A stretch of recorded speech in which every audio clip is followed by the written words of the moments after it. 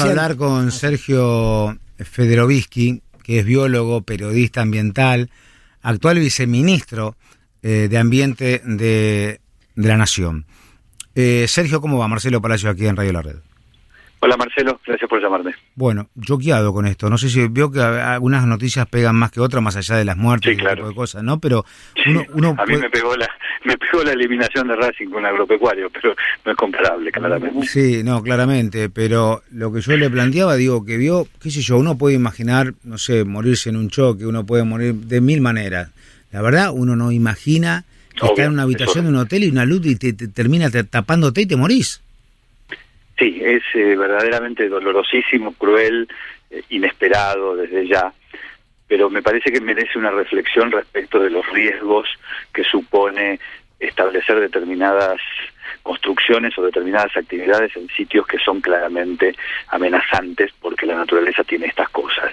Yo recuerdo una novela de Arturo Pérez Reverte donde a raíz del tsunami que atacó el sudeste asiático en el año 2004 decía: tsunamis hubo siempre, gente que ponga hoteles 5 estrellas sobre la costa donde hay tsunamis, claro. Ese es el problema.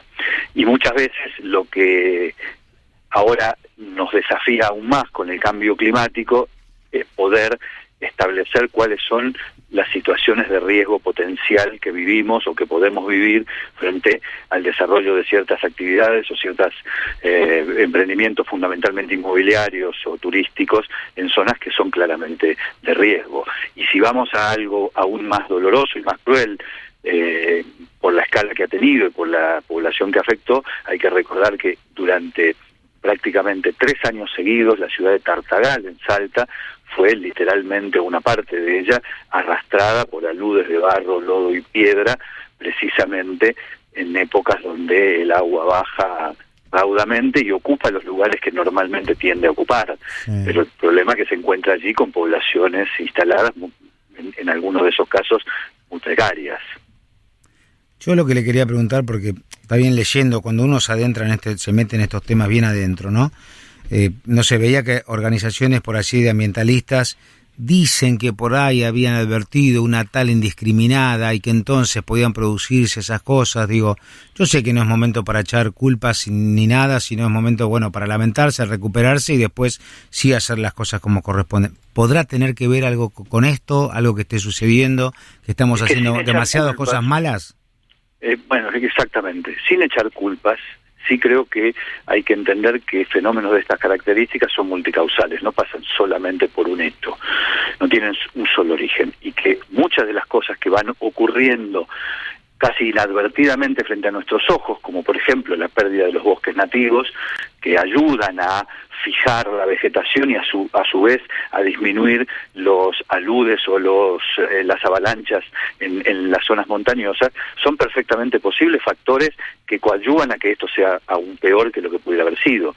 Nuevamente, utilizo la frase de Arturo Pérez Reverte: aludes hubo siempre, pero situaciones donde una alud termina impactando sobre, por ejemplo, en este caso, un hotel turístico y matando gente, no ha sido lo más frecuente, por lo tanto es obligatorio poder analizar cuáles son los factores que ahí están operando. Y probablemente el cambio climático y su combinación con la tala masiva y la pérdida de deforestación nativa puede tener que ver. Sergio, en las redes aparecieron muchas personas, inclusive algunas personas dedicadas al ambientalismo y demás, que decían, nosotros esto lo dijimos, algunos que se manifestaron diciendo, esto lo contamos, evitado, ¿no? lo advertimos hace 10 años cuando se construyó ese hotel y nadie nos dio bolilla. Digo, esto, más allá de lo que decía usted, de que no hay que poner hoteles en lugares donde no corresponde, ¿se podría haber evitado de alguna manera en los últimos meses, en los últimos años, haciendo alguna refacción, haciendo algún tipo de prevención, ¿no? o contención exactamente, más allá de no instalar el hotel, digo?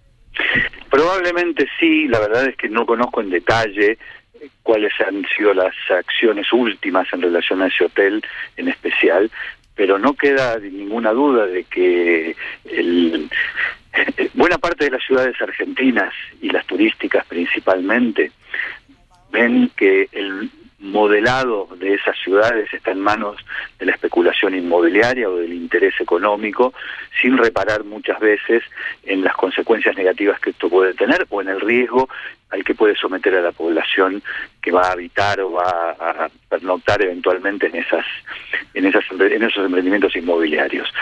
Y quizás estamos frente a una situación de esas características. Ocurre que cuando eso ya pasa y cuando ya se consolida, las posibilidades de disminuir ese riesgo, a su vez disminuyen mucho, son muy bajas, es muy difícil. Pongamos el ejemplo de una situación equivalente en un área inundable, la cuenca del río Luján, por ejemplo. Todos sabemos que hay loteos en el área aledaña a la cuenca del río Luján que no debieran haber sido aprobados en la mayoría de los casos porque están ubicados en el lecho del río, literalmente. Y que cuando el río tiende a recuperar su cauce, porque hay más lluvias en la naciente que lo habitual, el río va por esos lugares y por lo tanto inunda. Y muchos de esos barrios cerrados lo que hacen es desviar el agua, agravando la situación de quienes están viviendo en el lecho del río. Ahora, bueno, sí. Perdón, Sergio, no digo, porque es muy interesante esto que contaba del caudal y demás. Y uno cuando leía la noticia y veía que estas dos personas, los cuatro en realidad, estaban en sus habitaciones y no pudieron salir, cuesta dimensionar la velocidad y la fuerza tamaño con la cual exactamente el barro y la tierra ingresó a esa habitación. ¿Usted entiende cómo puede ser esa situación? Digo, que es por la ventana que ingresa con un torrente tan importante que ni siquiera exactamente te da la posibilidad de salir. Ni más ni menos, es eso, es un torrente imparable.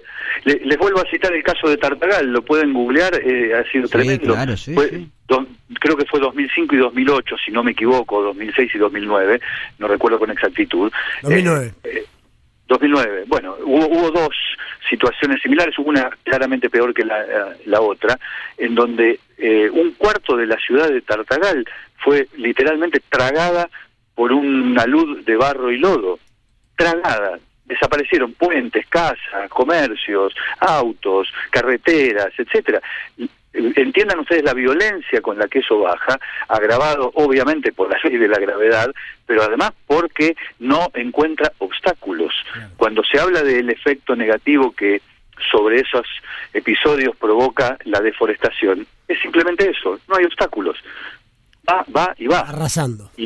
Arrasando, llevándose todo literalmente puesto, y es imposible prácticamente enfrentar esa situación. Y muchas veces se dice, bueno, habría que colocar defensas o habría que colocar algún mecanismo de seguridad. Claro. Muy probablemente esos mecanismos terminen fallando o terminen siendo superados por esa contingencia, y muchas veces, además, sale mucho más caro eso que haber prevenido anteriormente y no haber colocado, no haber desarrollado ciertos emprendimientos en determinados lugares. Sergio, abrazo grande, gracias por estos minutos. Al contrario, gracias a ustedes, un abrazo. Sergio Federovisky, biólogo, periodista ambiental y actual viceministro de Ambiente de la Argentina. Qué desesperación. Una locura. Una locura porque pensar en ese momento te genera te da una sensación de asfixia a vos, de que estás acostado y que se llena de barro y no puedes salir. Bueno, 15, 19 minutos, nos vamos a ir a la pausa, nos vamos